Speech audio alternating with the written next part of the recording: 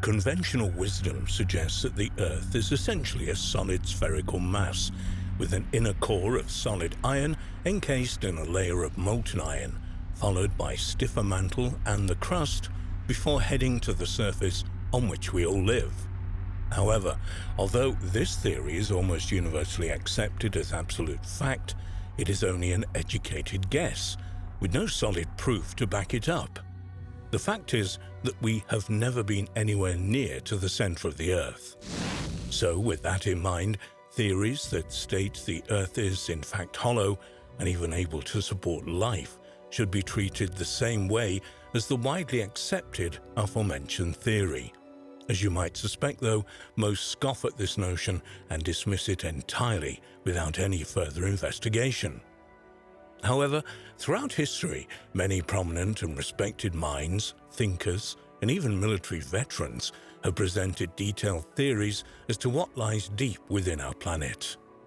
When these theories are combined with the numerous reports and texts that make reference to living beings and entire civilizations that live and sometimes come up from inside the Earth, not only appear to warrant further study, but when viewed with an unbiased mind, suggest there may be more evidence to support the hollow Earth theory than not.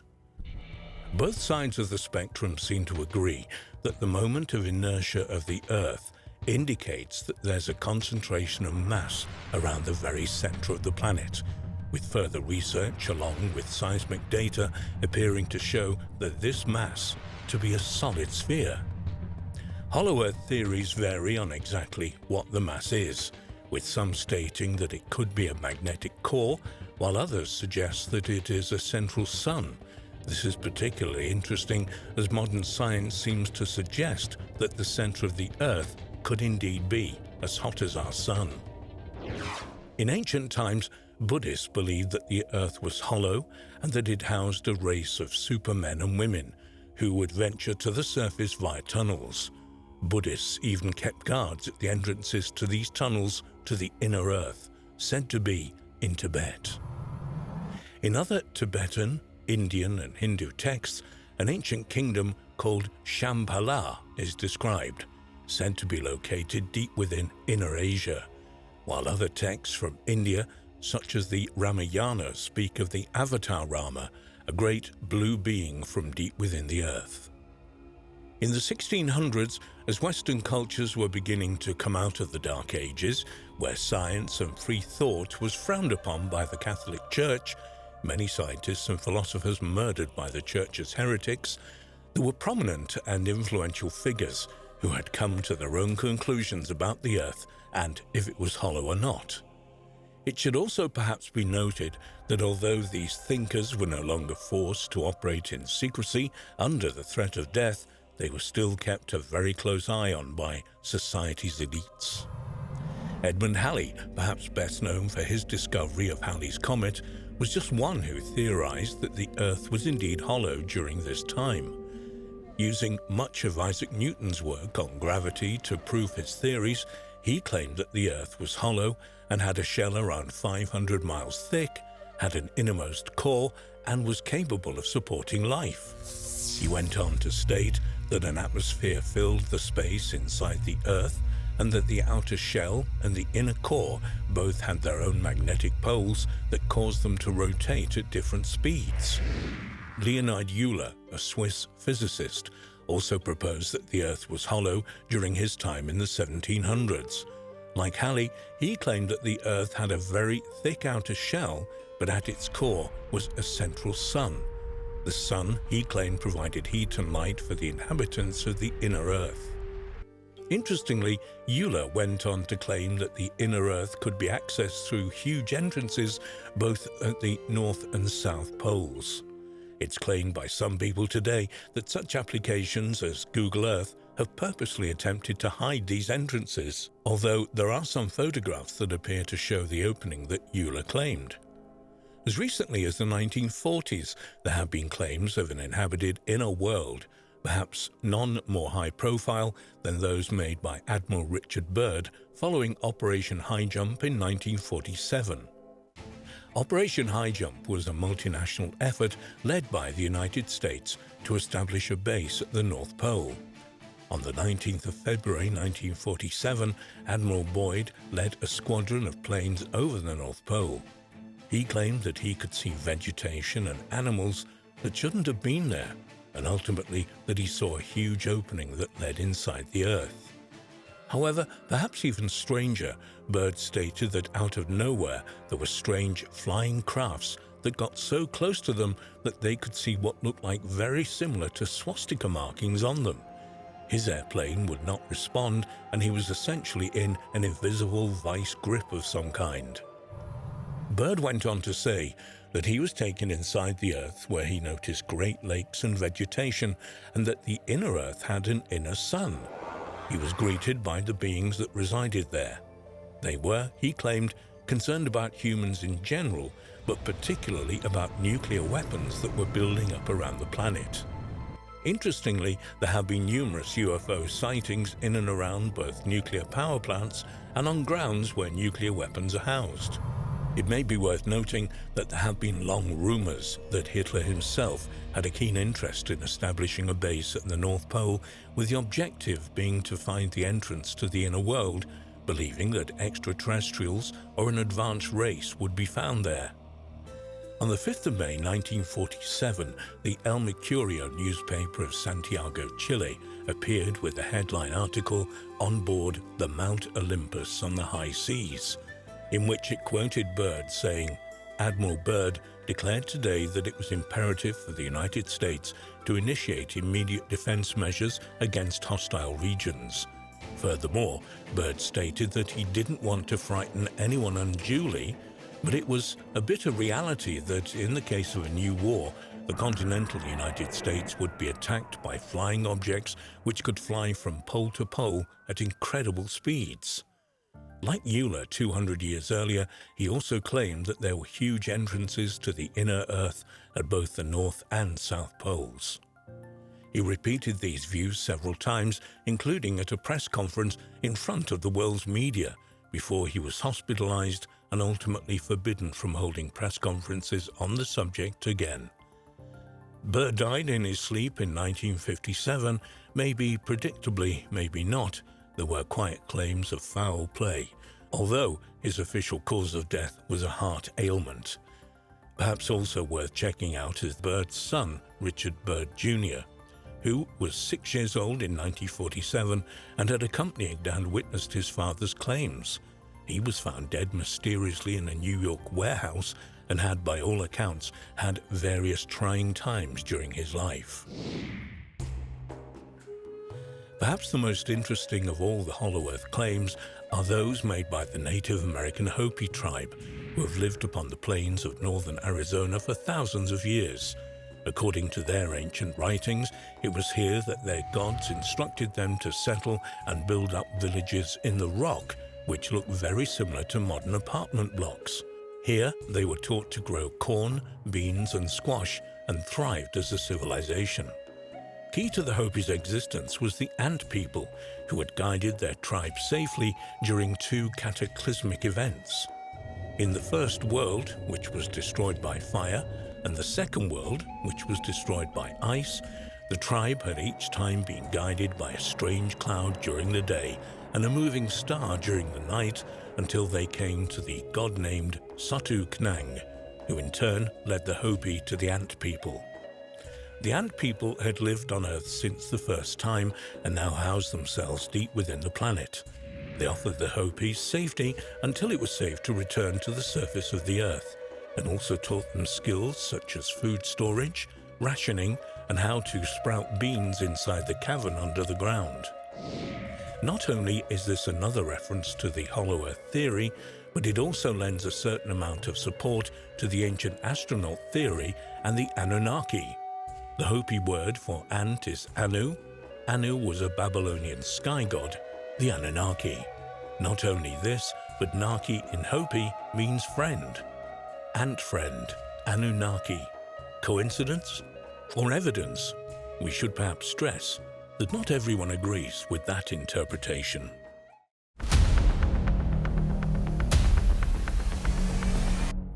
Is the Earth spherical?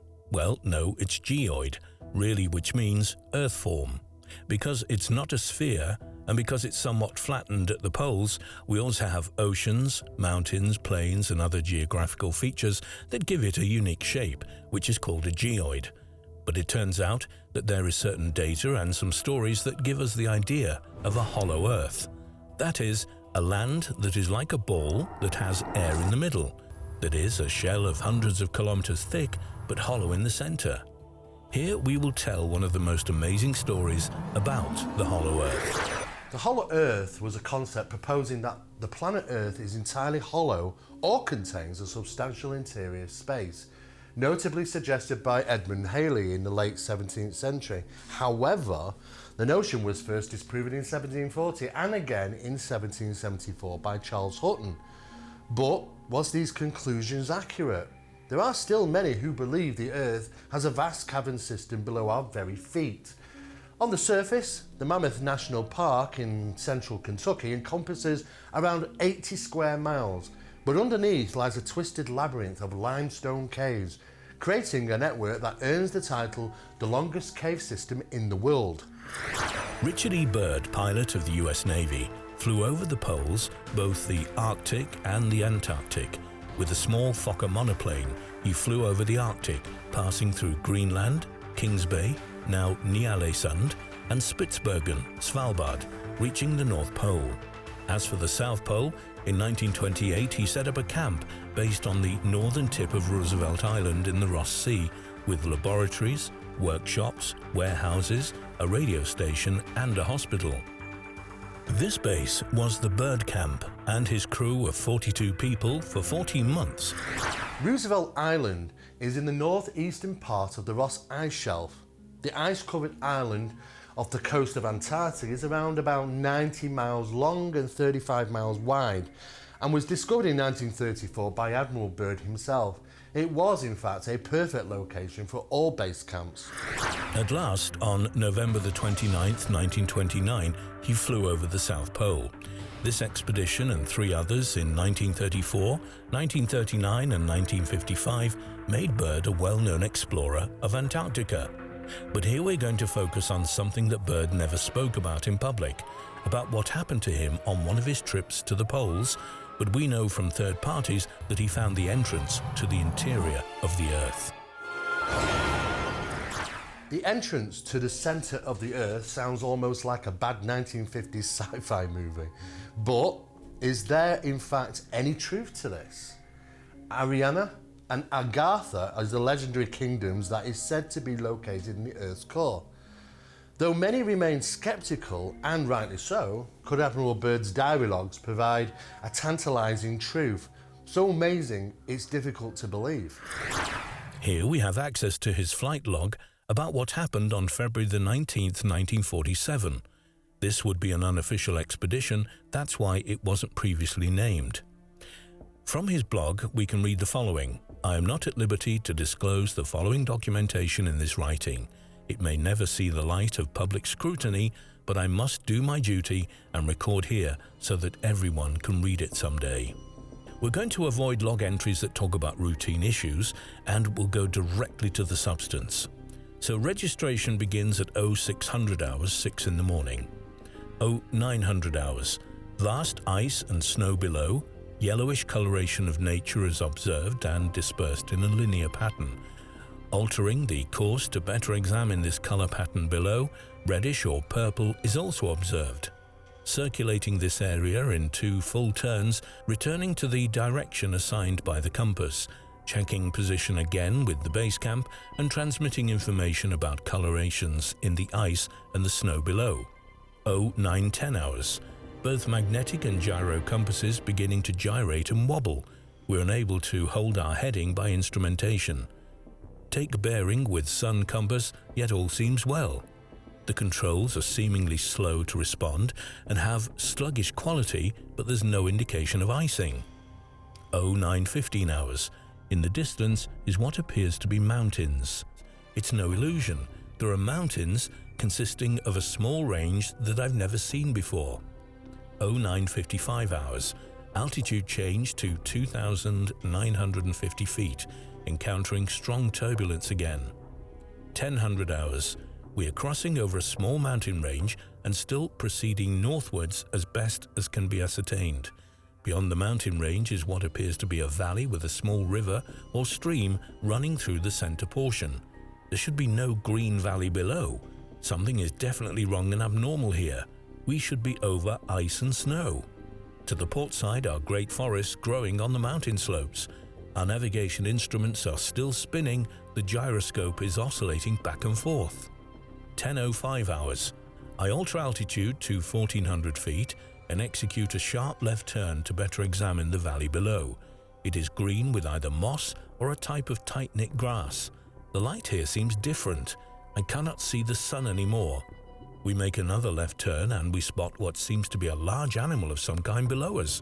It appears to be an elephant. No, it looks more like a mammoth. This is incredible, yet there it is. Decrease altitude to 1000 feet and take binoculars to better examine the animal. It is confirmed. It is definitely a mammoth-like animal. It's not the first time people have reported strange animals. Occasionally, reports do come in of people sighting dinosaurs and other extinct animals.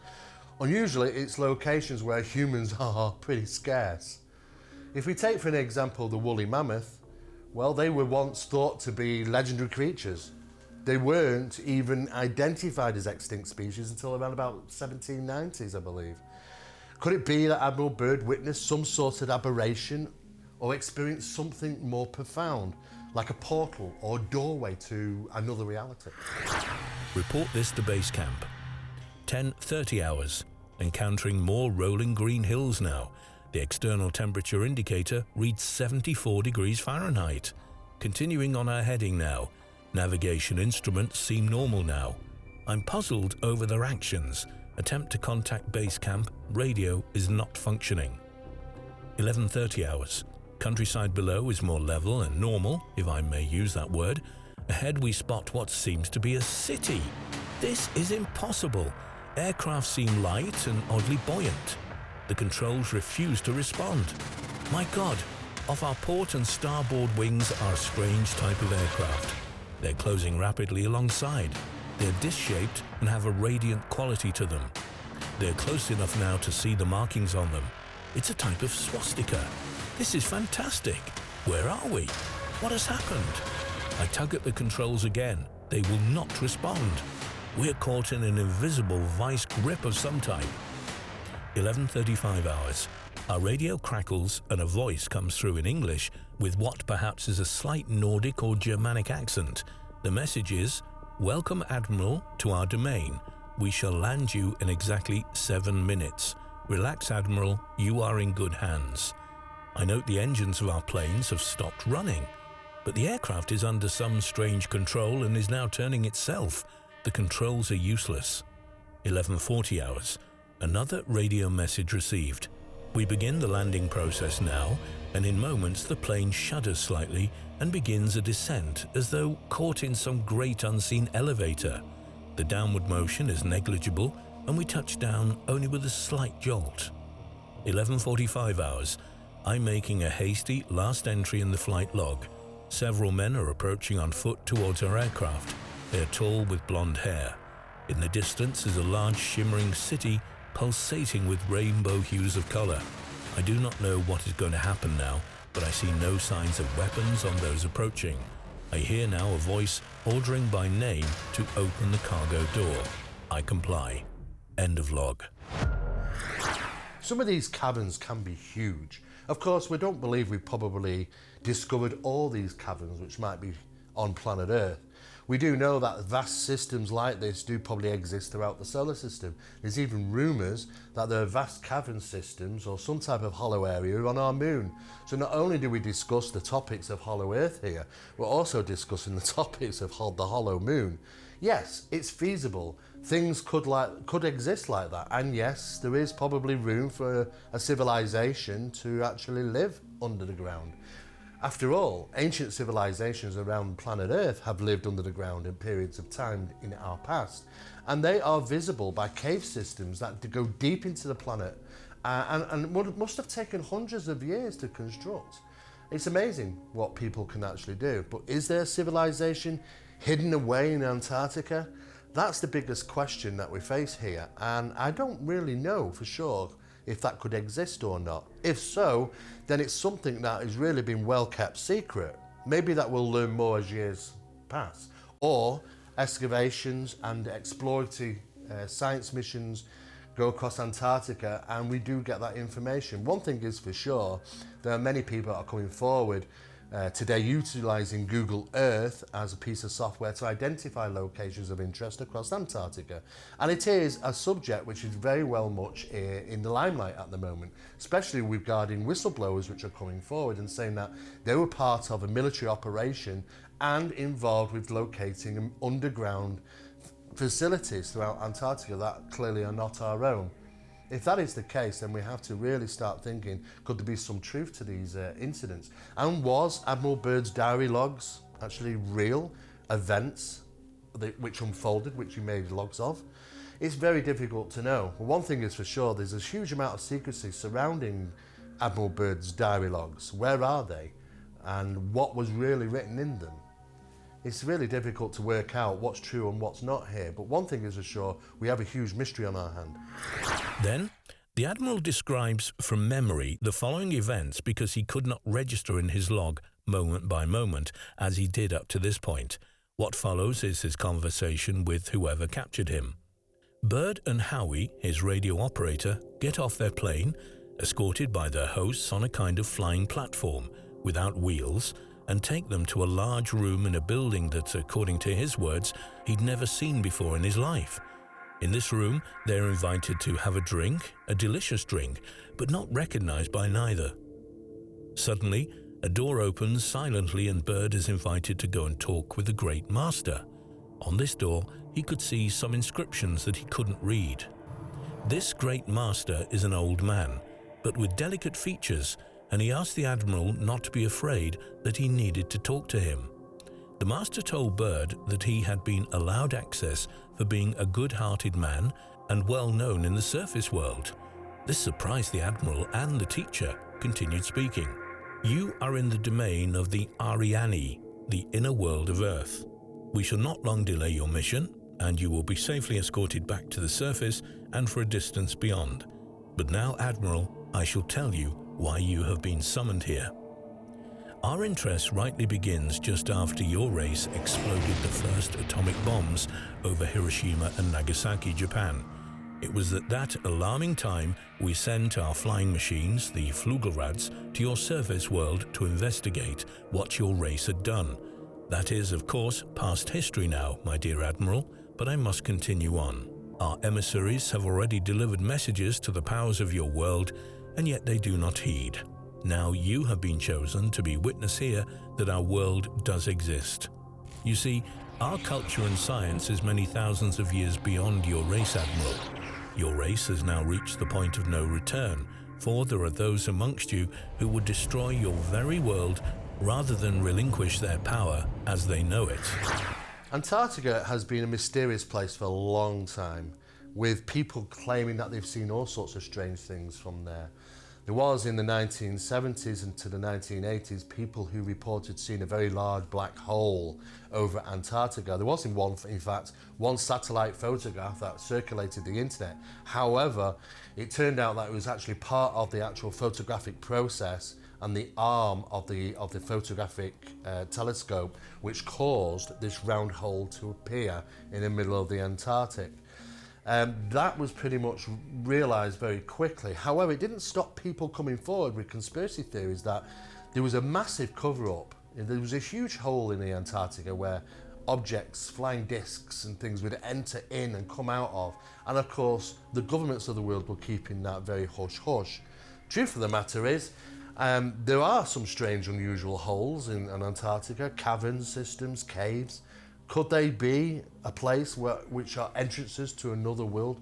Who really knows? It seems that Antarctica is well off the map for being a location where you can visit. It seems very difficult to find out any information about Antarctica these days, even though in the 21st century we all have access to computer and software systems which might be able to utilize satellites to find locations. There are still areas completely blacked out. We have to question, why is that? In 1945 and afterwards, we tried to contact your race, but our efforts were met with hostility. Our Flugelrads were fired upon. Yes, even pursued with malice and animosity by your fighter planes. So now I say to you, my son, there is a great storm gathering in your world, a black fury that will not spend itself for many years. There will be no answer in your arms, there will be no safety in your science. It may rage on until every flower of your culture is trampled and all human things are leveled in vast chaos. Your recent war was only a prelude of what is yet to come for your race. We here see it more clearly with each hour. Do you say I am mistaken? Bird replied that no, he knew that the Earth had passed through a dark age previously. It's not a real surprise to find that people believe in ancient hidden cities around the world. We've already discovered ancient cities before. We still know that there are some ancient cities which haven't been found yet, which we believe exist, such as the lost city of the Amazon. There are many places like this which researchers and scientists still continue to try and find. However, it does prove that, yes, we can hide such a thing like this in plain sight in some cases. What happens if something is underground? Well, that's literally not going to be found at all, especially in a region known as Antarctica, where prying eyes don't get a chance to see what's actually there. It is a complete lockdown location, and I think only people that go in and out is military and science expeditions. Any of us living an experience like Bird's would go out into the world and tell our story without thinking that many people would think that we're crazy. Instead, Bird hid the message, keeping it to himself. Why did he do this? Well, simply because when he told the high commanders of the Pentagon, they ordered him to be silent. Even the President of the United States, Harry S. Truman, was duly informed too. The Admiral, being a soldier, kept silent, accepting the orders of silence in the name of humanity. What? Was Admiral Richard Byrd a visitor to the Hollow Earth? Did the Ariani, the inhabitants of the Hollow Earth, allow him entry? Does this mean that the inhabitants of the Hollow Earth can open doors or gateways to their domains? If we have to be partial, there are certain sources that say that his diary does not exist, and that it is from the writer F. Amadeo Gianni, published in 1957. His book is called The World Beyond the Poles, where he tells the story of Admiral Byrd, and that this story comes to light. There are, in addition to this document, many sources that cite the Hollow Earth, from the city of Urx in Argentina to the cave of Los Tayos in Ecuador. Not only would there be entrances to an underground world, but also a kind of entrance hall to the Hollow Earth itself. In ancient times, the concept of a subterranean land inside the Earth appeared in mythology, folklore and legends. The idea of a subterranean realms became intertwined with the concepts of places and origin of even afterlife, such as the Greek underworld. Even the Tibetan Buddhists believe that there is, in fact, an ancient city called Shambhala, which is located inside the Earth. If we believe in the Admiral's diary, the Ariani have been sending their UFOs, called Flugelrads, for years. They would bring their message of peace so that we take care of our planet, but then man attacks the UFOs, preventing them from delivering the message. So is there any new evidence to support Admiral Byrd's claims? It's been a long time since Admiral Byrd visited Antarctica, as you can well imagine. Well, there are whistleblowers that have come forward, as I've previously mentioned, who talk about coming across certain facilities that look to be advanced technology, look to be that they may have not been created by us. If that is the case, then that lends even new theories and new ideas about what is really going on in Antarctica. There is even speculation that numerous officials, presidents and astronomers and scientists had a gathering at Antarctica not too long ago. If that is true, then we have to ask the questions why. Was this some mass discovery that needed their input? It's interesting to note that there seems to be evidence to support that these people were around the Antarctica location at that given time. Why astronauts? Why scientists? Why presidents?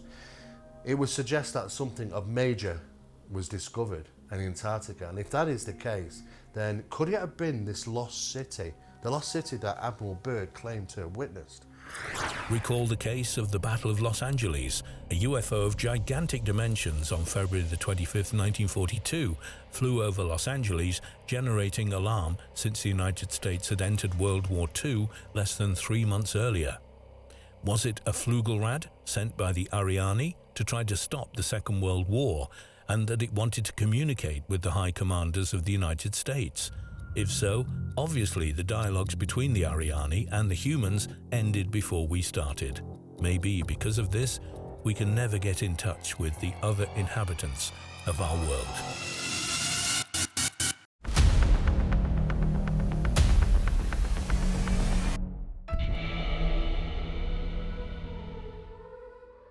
Newly released data from a European satellite has revealed the tectonic underworld below the frozen southernmost continent.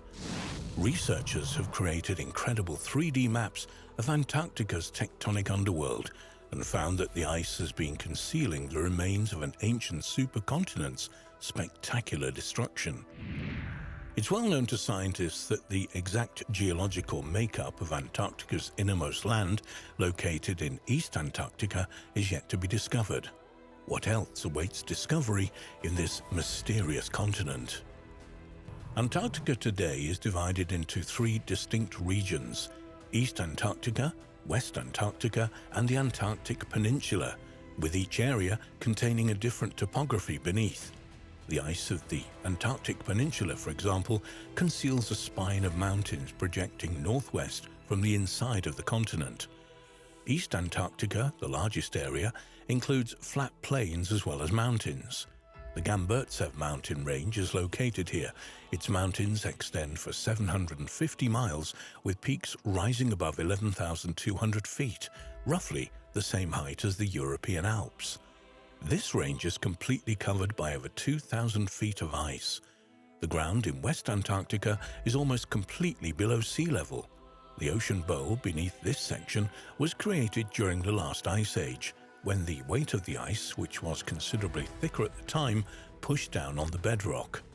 But what else lies beneath the ice on this enigmatic continent? In November 2018, news outlets around the world reported that incredible data about Antarctica had been obtained from a defunct European satellite. Launched on March 17, 2009, the Gravity Field and Steady-State Ocean Circulation Explorer, the GOCE, was the first satellite of the Living Planet program, which is the European Space Agency's Earth Science program. It orbited Earth between March 2009 and November 2013, and its task was to measure the pull of the Earth's gravity more precisely than any mission before. Using data from that satellite, the researchers from Kiel University in Germany and the British Antarctic Survey examined Antarctica under the ice.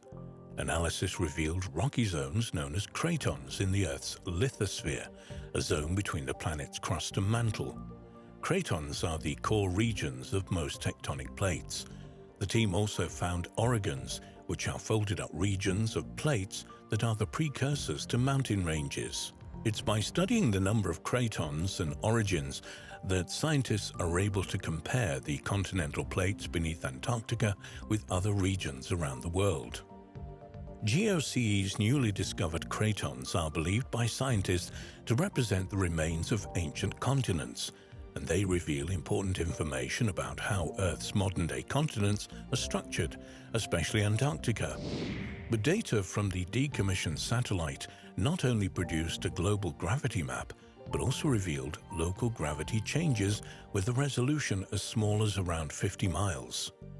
Co-author of the study, Fausto Ferracicoli, science leader of geology and geophysics at the British Antarctic Survey, said, "These gravity images are revolutionizing our ability to study the least understood continent on Earth, Antarctica. In East Antarctica, we see an exciting mosaic of geological features that reveal fundamental similarities and differences between the crust beneath Antarctica and other continents it was joined to until 160 million years ago." One interesting piece of information the team found was that East Antarctica is made up of old cratons and younger orogons. The researchers found similar structures to this in Australia and India. However, West Antarctica has a thinner and more homogeneous crust, which more closely resembles the southern tip of South America. The gravity map the team assembled from the data reveals that East Antarctica is made up of multiple cratons, which are the cores of long-lost continents. The scientists used data from other satellites to essentially strip Antarctica of its vast layers of ice so that they were able to focus on the bedrock beneath. When they examined this layer, the team found evidence of the continent's history as part of Gondwana, a supercontinent made of the modern Southern Hemisphere continents. The matching shapes of the coastlines of Western Africa and East and South America were first officially noted by Francis Bacon in 1620, at a time when Africa and the New World first became available to study.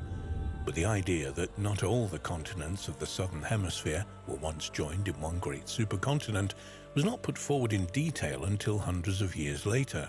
In 1912, by German meteorologist and pioneer of polar research Alfred Wegener. He's remembered today as the originator of continental drift theory, which he put forward in 1912, suggesting that the continents are slowly drifting around the Earth. But Wegener also convinced that all of the Earth's continents were once part of a single great landmass, which he called Pangaea. Its name is derived from the Greek Pangaea, meaning all the Earth. Wegener proposed that Pangaea existed about 240 million years ago, but by about 200 million years ago it began breaking up.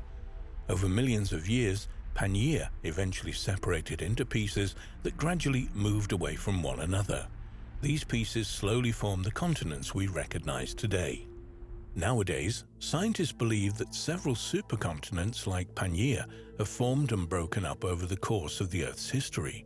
These include Pannotia, which formed about 600 million years ago, and Rodinia, a supercontinent that assembled around 1 billion years ago and broke up 750 to 633 million years ago. In terms of Wegener's Pangaea, Gondwana comprised the southern half of this supercontinent. According to plate tectonic evidence, the supercontinent of Gondwana was assembled by continental collisions in the late Precambrian, about 1 billion to 542 million years ago, and broke up around 180 million years ago. It eventually split into the landmass we know as Africa, South America, Australia, Antarctica, the Indian subcontinent, Madagascar, and the Arabian Peninsula. Even though the continent existed many millions of years ago, some paranormal researchers have put forward the idea that Gondwana may have been the original model for the lost continent of Atlantis, with the knowledge of existence somehow being passed down through the ages. Gondwana's formed into its final shape about 500 million years ago. By this time, primitive multicellular organisms had evolved, as revealed by the rare fossils left from this period, which include segmented worms, frond-like organisms, and round creatures similar to modern jellyfish. When Gondwana represented Earth's southerly supercontinent, the planet was a lot warmer than today, and crucially, there was no Antarctic ice sheet. It was also a time, the Jurassic period, when dinosaurs still roamed the Earth and huge areas of Gondwana were covered with lush rainforest. The first stage of the breakup of the subcontinent began in the early Jurassic period, about 180 million years ago. This new information contained in this gravity map gives scientists more knowledge about how the Antarctic continent was formed. But perhaps just as importantly, it tells scientists what will happen to it in the future. Antarctica is melting at a fairly rapid rate, and being aware of its underlying structure can tell us how this will happen and perhaps how it will eventually recover. In December 2019, it was revealed that a new map of the mountains, valleys, and canyons concealed beneath Antarctica's ice had revealed the deepest land on Earth, and would help predict future ice loss. The new NASA map, called Bed Machine Antarctica, collects together ice movement measurements, seismic measurements, radar and other data points to assemble what is hoped to be the most detailed picture ever of Antarctica's hidden features. According to NASA's website, Bed Machine is a new Antarctic bed topography product based on ice thickness data from 19 different research institutes dating back to 1967, encompassing nearly 1 million line miles of radar soundings. Bed Machine relies on the fundamental physics-based method of mass conservation to estimate what lies beneath the radar sounding lines, utilizing highly detailed information on ice flow motion from satellite data that dictates how ice moves. Originally, NASA's bed map was a result of work led by the British Antarctic Survey, where researchers assembled decades' worth of geophysical measurements. In operation from 2013, BedMap 2, like the original BedMap, was a collection of 3 data sets: surface elevation, ice thickness, and bedrock topography. One important discovery made by Bed Machine Antarctica was of previously unknown topographical features, such as the broad ridges that shield the glaciers flowing across the Transantarctic Mountains, which separate East and West Antarctica. Bed Machine also discovered the world's deepest land canyon below Denman Glacier in East Antarctica, an astonishing 11,000 feet below sea level. As a comparison, the lowest exposed region of land on the Earth is the Dead Sea, which sits a mere 1,419 feet below sea level. The new NASA map is a vital resource that will help scientists predict exactly which areas of Antarctica are at highest risk of sliding into the ocean in the next few decades or even centuries, and which parts might in fact be more stable than previously thought. Who knows what else such Antarctica mapping projects might turn up in the future.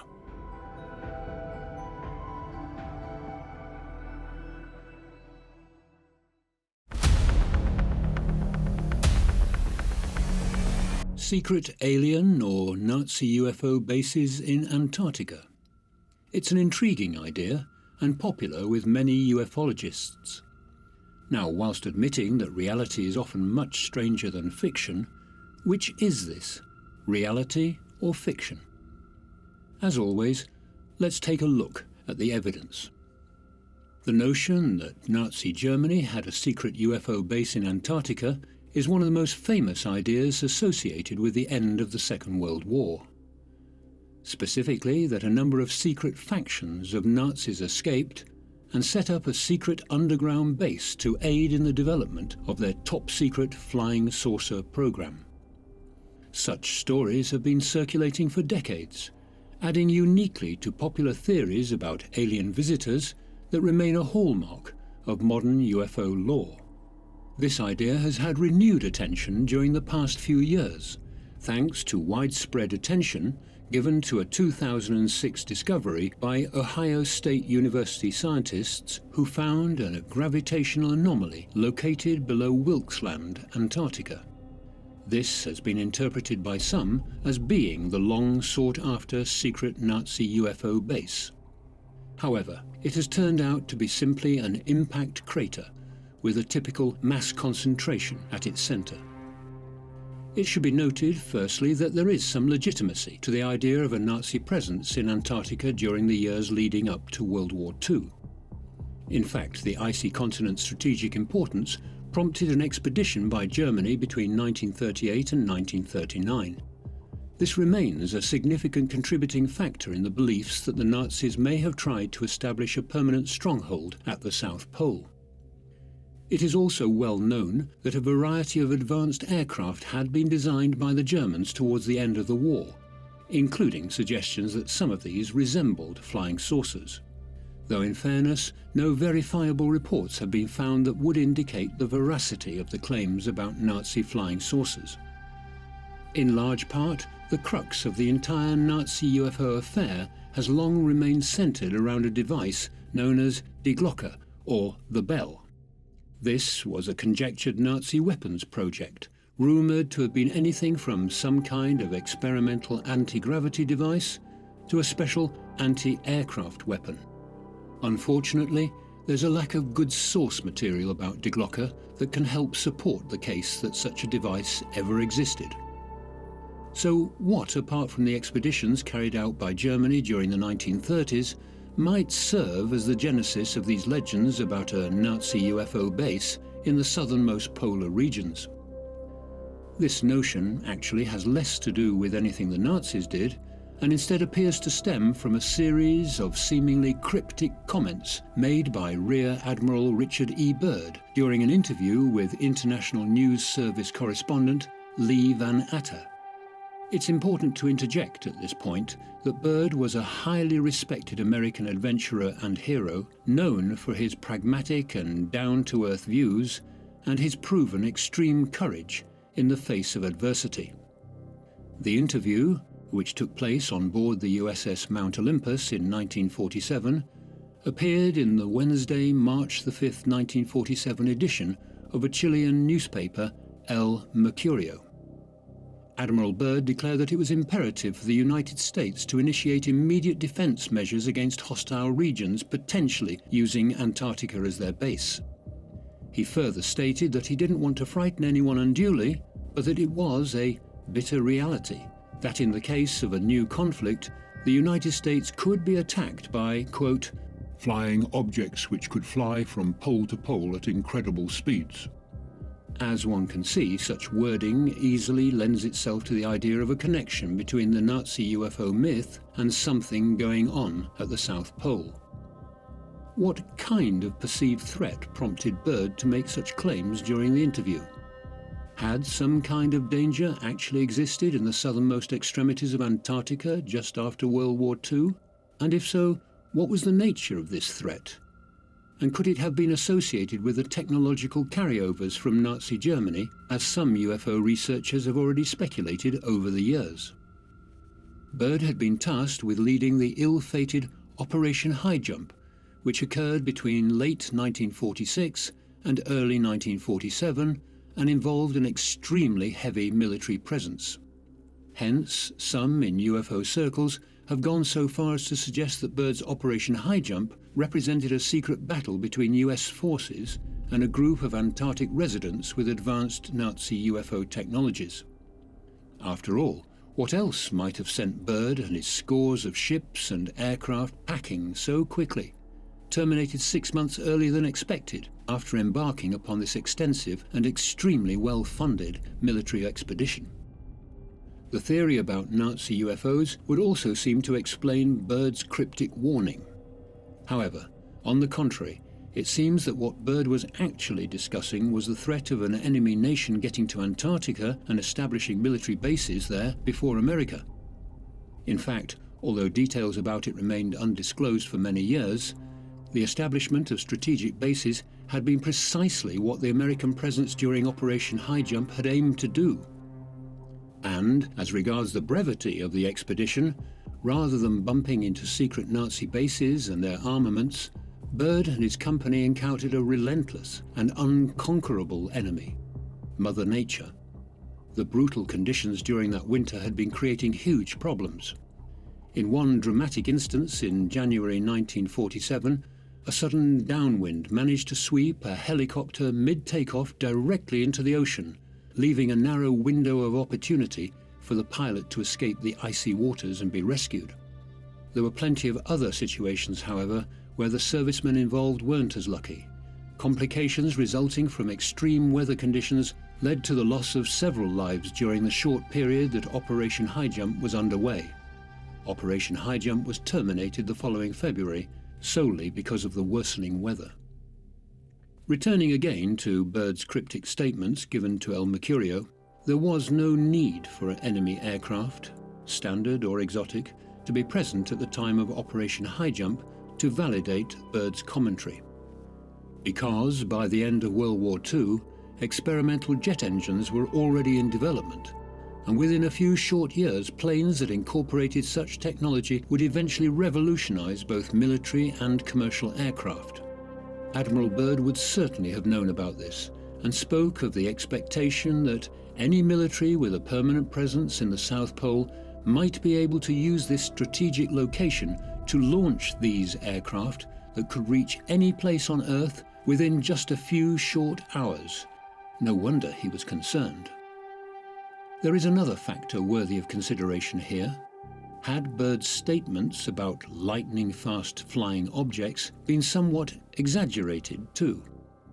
Antarctic explorer Paul Sipple noted of the famous El Mercurio interview that the reporters aboard the USS Mount Olympus had somewhat overblown claims from Bird's earlier expeditions in the region relating to the so-called Bunga's Oasis, a lake found to have uniquely warm temperatures, about 30 degrees centigrade or 90 degrees Fahrenheit, containing a variety of algae. Bird later described the location as a land of blue and green lakes and brown hills in an otherwise limitless expanse of ice, and that his crew had seemed to have dropped out of the 20th century into an ancient landscape where land was just starting to emerge from one of the great ice ages. Bird would later call the discovery by far the most important of the expedition so far as the public interest was concerned. No doubt this led to speculation. Paul Sipple went on to say, the 11 press representatives aboard the USS Mount Olympus had fired off dispatches to the outside world describing the oasis as a Shangri-La, implying that it was warmed by a mysterious source of heat that might be supporting vegetation. Bird is claimed to have written in his so-called secret diary, beyond the mountain range is a valley with a small river. Something is definitely wrong and abnormal here. We should be over ice and snow. Our navigation instruments are still spinning. The gyroscope is oscillating back and forth. Bird continues, saying that he can see animals in the valley, among them a living specimen of a woolly mammoth. This no doubt helped fuel other claims associated with Bird's expeditions, namely that they had discovered a habitable region at the South Pole, wherein a cavernous entry point into the Earth had led them to meet residents who existed below ground, the so-called hollow Earth dwellers, and took him to meet the Master, who said to Bird, "We shall not long delay your mission, and you will be safely escorted back to the surface. But now, Admiral, I shall tell you why you have been summoned here.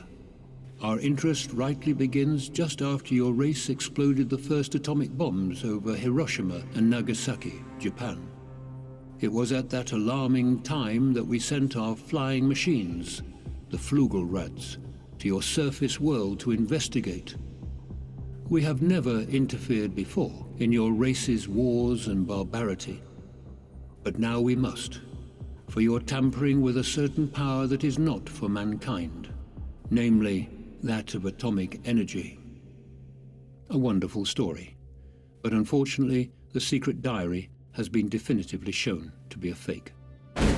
Taken into context, the embellishment of such details by the press could easily have served as the root of claims about not only a prehistoric oasis at the South Pole, but also the flying craft and eventually a secret Nazi base.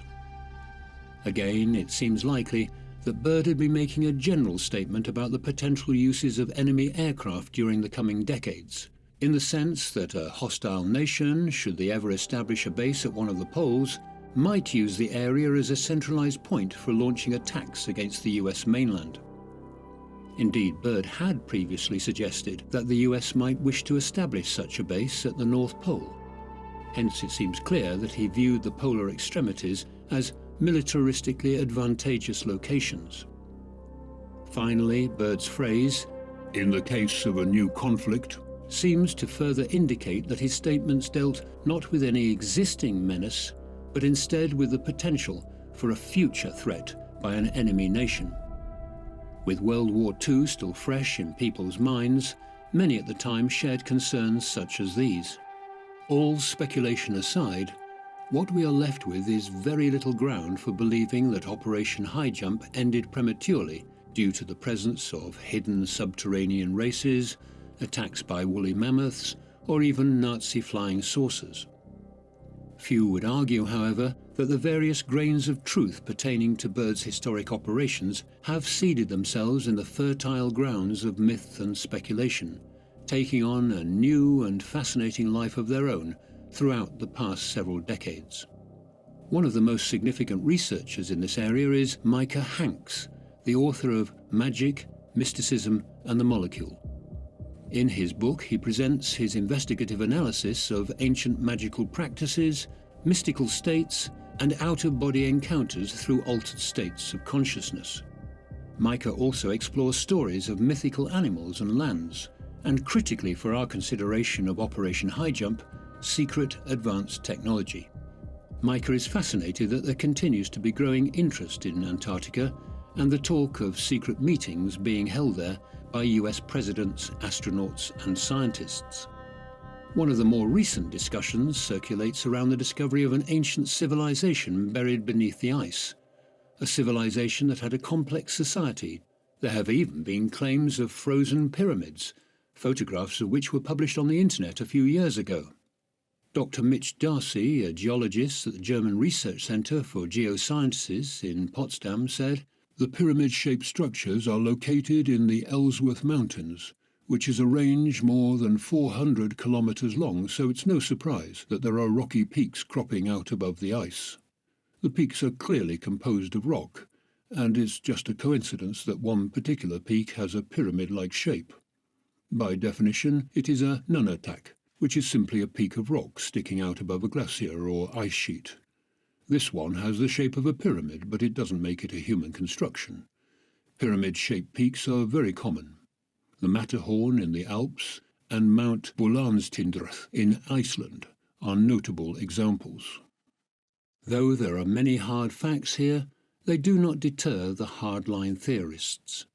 They continue to believe Antarctica is the home of a number of secret bases, when in reality there's no advantage in having a secret base in Antarctica, because if there were, the world's governments would already have had a very public fight over it, and there is no evidence of that at all. Seemingly, all the South Pole is rich in is natural diversity and scientific opportunities, and long may it stay that way. Antarctica remains the last fully unknown area of land on planet Earth. Buried under thick sheets of ice, we can only guess what secrets might reside beneath. Perhaps because of this, there are many conspiracies and rumors that swirl around the icy continent, many of which revolve around UFOs and an extraterrestrial presence there, one that various governments of the world may even be aware of. Maybe the best place to start would be a brief recall of the claims surrounding Operation Highjump, a United States-led operation which took place in early 1947 as they looked to establish a research base at the South Pole, at least officially. According to some research, following the transplantation of German engineers and scientists to the United States as part of Operation Paperclip in the aftermath of the Second World War, they had learned of an already established base of the Third Reich in the frozen world of Antarctica, a base, incidentally, that also had an alien presence.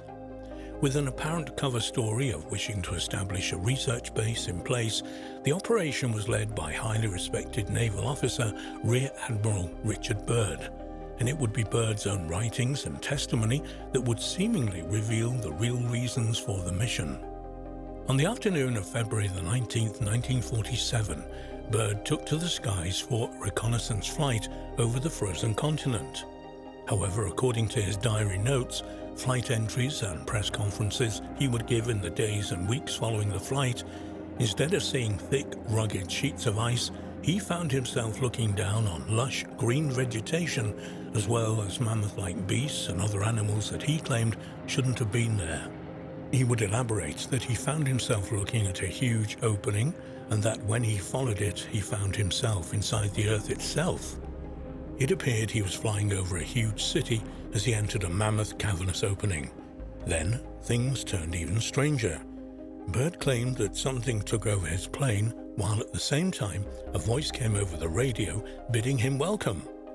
It had, he recalled, a strong Nordic or German accent. He further noticed several round, circular-shaped objects approaching him. His plane was brought to land on the ground, and several tall, blonde-haired men approached his plane. His last flight note declared that a voice from outside his plane was ordering him to open the cargo doors. According to what he would later tell the Chilean newspaper El Mercurio, he and his men were accompanied to a large building where they were served drinks unlike anything they had previously tasted. He then claimed to have met with representatives of a race that resided in the inner Earth.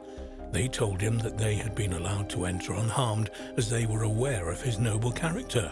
He would further reveal that the atomic bombs dropped on Nagasaki and Hiroshima had created concern among their kind regarding the human race, and that they now felt compelled to intervene should such an event appear likely in the future.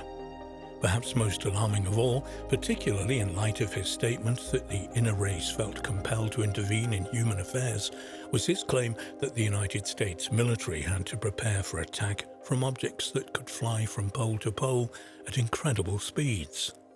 Whether we should take Byrd at his word or treat his claims with a pinch of salt remains open to debate. It is perhaps interesting, though, that he was hospitalized only days after his press conference, and what's more, despite his renowned reputation, he was never again allowed to speak publicly about his experiences again, at least in an official capacity.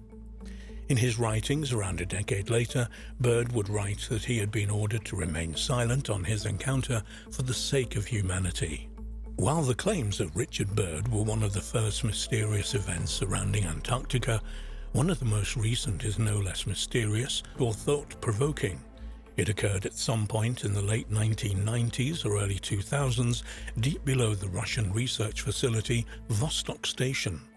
It had long been suspected by scientists that a great lake of water flowed below the ice since the base had been first established in 1957.